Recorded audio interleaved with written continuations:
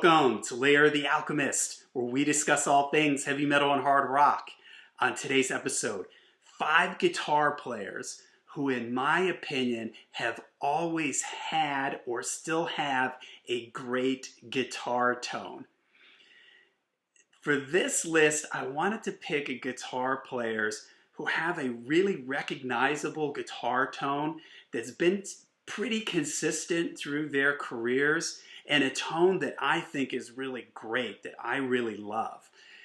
Now, there are guitar players who have great sounds, but their sound has varied maybe a lot through their catalog. For instance, I was thinking of putting Gary Moore on the list, but Gary's sound for me has changed and evolved over time.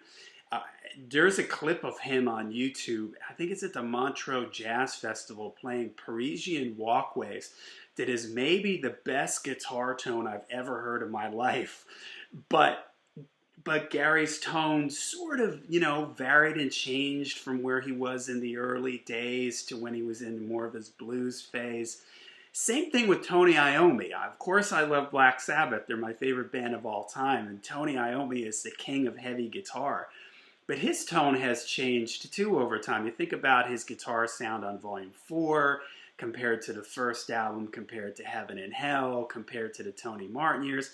And although I would say it's pretty consistent, it wasn't quite as consistent as some of the guys that I've picked in my list here. So don't get me wrong, I think that if I did a cumulative, who's had the best guitar tones over their career, Iommi would probably be number 1 for me.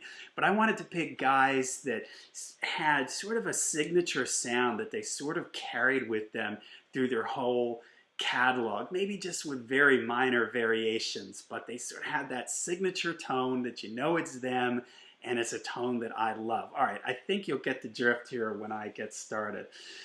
And these are in sort of no real specific particular order. So number 5 for me, Leslie West from Mountain. This is the Leslie West solo album called Mountain.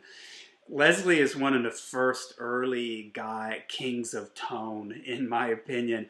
He has this super heavy sound, and to me it's immediately identifiable. For that era, you maybe might compare him to Hendrix for a heavy sound from there, but I think his sound is even heavier than Hendrix, and it's just very unique. It's very thick and just heavy, and to sustain when he solos, he's always been a soloist that was very emotional and bluesy, and he just had a lot of sustain and tone, not only in his rhythm sound, but also in his solo sound. So he's somebody for me that I've always loved his tone. I can always tell it's him even when he does other things like West, Bruce, and Lang, his tone just seems to be consistently great through all of that, and just really stands out for me. All right, next I picked Billy Gibbons from ZZ Top. I love his sound. And even though ZZ Top certainly changed in the 80s, I would say my favorite era of ZZ Top without question is the 70s era. And even though his tone has mildly changed over time, it still sounds like Billy Gibbons. And I just love it, man. It is so warm. To me, it is like the sound of tubes, overdriven tubes. I don't really know anything about what he does to get his sound, and he's played different guitars through his career, but it always sounds like him. His soloing tone to me has been consistent across their entire catalog. His rhythm tone has changed maybe ever so slightly, but it's still, I can just tell it's Billy Gibbons right away.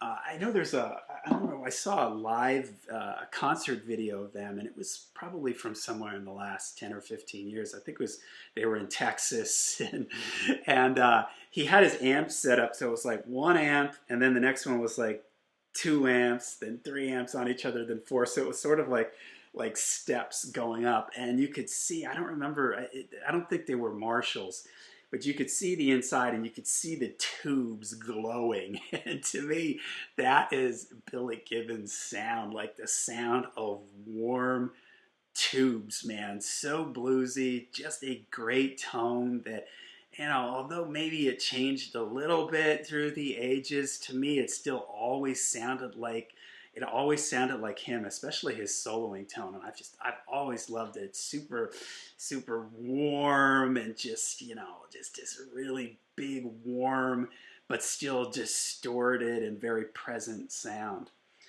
All right, this guy probably has the most identifiable, for me, guitar sound on this list. And even when I think of guitar players in general who have really recognizable, unique guitar sounds, this guy is like the first guy that always comes to mind for me. And that's Brian May from Queen. Brian has an amazing guitar sound. And part of that, I'm sure, is, well, a big part of it is the way he plays. But if people don't know the story, that Brian's played one guitar for his whole career. And it's a guitar that him and his father made from furniture, a fireplace in his house. So he made this guitar himself. So I'm sure that contributes to, it's seriously a one of a kind guitar. I know that they've made other models of it and stuff like that, but I think that this is maybe one of the most unique guitars out there. Cannot be, duplicated because of the random materials him and his dad used in his house. Plus, he plays with a coin. I forget, 5 pence or something. I forget what it's called. And he just has such a unique. It's a very mid-rangey sound. Think of that guitar solo in Bohemian Rhapsody. It's very vocal sounding. It has a very vocal quality to it. It has almost like a phasing quality, compressed, phased quality to it. Endless sustain. And the way he layers his guitars, even later on in Queen, when he got away from, the early days here, there's just a million guitars on on all these songs. But even when they got away from that, it still sounded like Brian May. His guitar sound just carries through. It's as identifiable with Queen for me as Freddie Mercury's voice. I mean, when I think of Queen, I think of Freddie Mercury and Brian May's guitar tone. Those are the things that are so unique about the Queen sound. Just amazing. Love his tone. All right, what is this? My number 2 here for me. AC/DC and Mr. Malcolm Young. Here's a guy, again, consistent guitar tone. I mean, and if you want to hear, I'm not sure, I don't think this is still up on YouTube, but it was up on YouTube for a while. It was Malcolm's isolated guitar part for Let There Be Rock. And it is so present, so punchy, so big sounding. And here's the thing. It's all it was I don't know, an older Marshall. I don't know what kind of Marshall amp it was. Like a Marshall amp that only has the master volume on it for you guitar players out there. That's it, man. It was just him and his Gretsch guitar into a Marshall, cranked really loud. And it sounds incredible.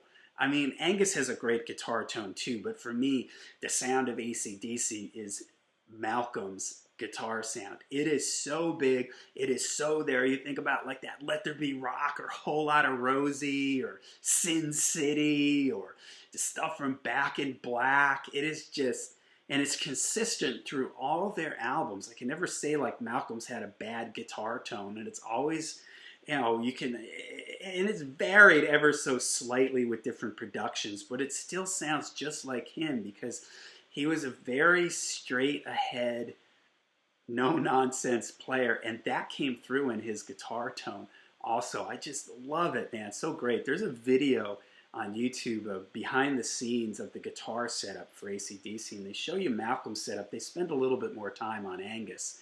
They spend more time on Angus than they do on Malcolm, but when they're showing Angus's setup, it's basically just a Marshall. And the guy even says at one point, he goes, of course there's a wireless, they have wireless systems, and other like switchers to switch between different amps in case one goes out. But he goes, if all else fails, he had like a 40-foot guitar cable that plugs directly into the amp. I mean, there's no BS. There's no millions of racks and beeping lights and stuff like that, man. It is just the sound of a cranked Marshall, and it doesn't get any better than that. All right, number one. Okay, the king of guitar tone, Eddie Van Halen, the Brown sound. I mean, we have a word just to describe Eddie Van Halen's sound. It is the sound of fire, of molten metal, of tubes melting, of just, it is so identifiable. And even though, again, it changed through the years, and he has his own 5150 amp and everything like that, it still sounds like Eddie Van Halen. And you hear one note, it's Eddie Van Halen. You hear Eddie Van Halen and Michael Jackson's Beat It, it's him.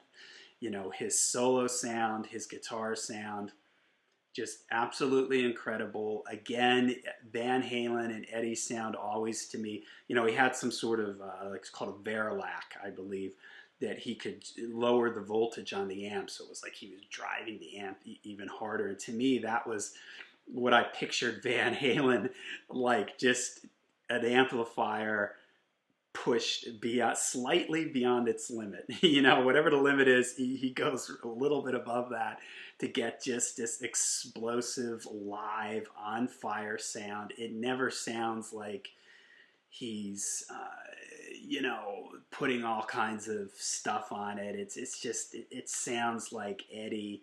It's such a unique sound. It's such a warm sound. It's such a heavy yet warm at the same time. So many shades to it too. It's like, just not a one-dimensional sound. And on these early Van Halen records, it's not like there was like a whole bunch of guitar overdubs like on this record. It's pretty much like a live album. So the whole heavy sound, I think of that guitar sound at the beginning of You Really Got Me, or I'm on Fire, or, I'm the One, or, anything off this album. And, it's basically it is one guitar for the most part through pretty much this whole album. So that sound is able to just fill so much, man. Just absolutely incredible. The king of electric guitar tone, Eddie Van Halen. All right, there's my favorite consistent guitar players with consistently great guitar tone. Again, there's a bunch of guys whose tones I like, but I felt like their tones has sort of changed through time. And honorable mentions, Tony Iommi almost made the list, but I mentioned earlier I felt his tone sort of varied across the Sabbath's career.